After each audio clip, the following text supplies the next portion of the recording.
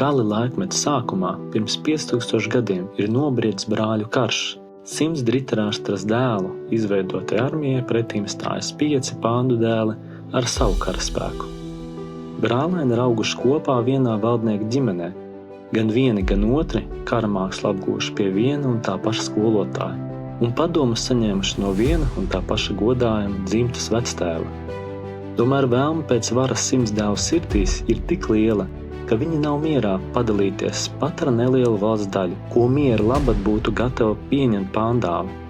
Tādējādi viņi atteiktos pat no likumīgi pienākošā valdnieka troņa.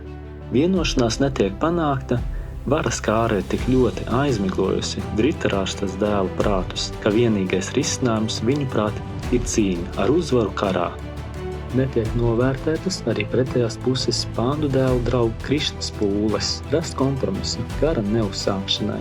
Krišna nav parasts cilvēks, bet gan Dieva augstākā personība, kurš atnācis uz zemi kā mūžīgais reliģijas un taisnīguma aizstāvis. Krišna ir izlēmis pats necīnīties, bet piedāvā savu karaspēku un savu padomu. Duryodhana, kā vecākais starp saviem brāļiem, pieņem viņa prāt politiski ģeniālu lēmumu – iegūst Krišnas karaspēku, kurš ir viens no visvarenākajiem. Bet Arjuna kā Pandāvu pārstāvis savukārt izvēlas savā pusē pašu Krišnu. Tā Krišna kļūst par Arjunas kaujas ratu vadītāju. Arjuna lūdz izvest kaujas ratu starp abu pušu karaspēkiem, lai redzētu tā saucamā ienaidnieka armiju, kuras sastāvā ir viņa brāļi, dēli, mazdēli, skolotāji, draugi. To redzot, Arjuna pārņem līdzjūtību un parādās šaubas par nepieciešamību karot. Lai pārliecinātu draugu tomēr veikt savu pienākumu, Krišna pavēsta viņam mūžīgās zināšanas, kas ļauj saprast savu patieso dabu, pienākumu un ceļu uz atbrīvi.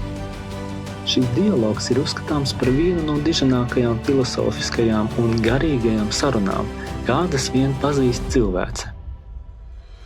Tā tiek pavēstīta Bhagavad Gīta saruna starp Dievu un viņa sekotāju. Šī Dieva dziesma ir visu vēdisko zināšanu esence.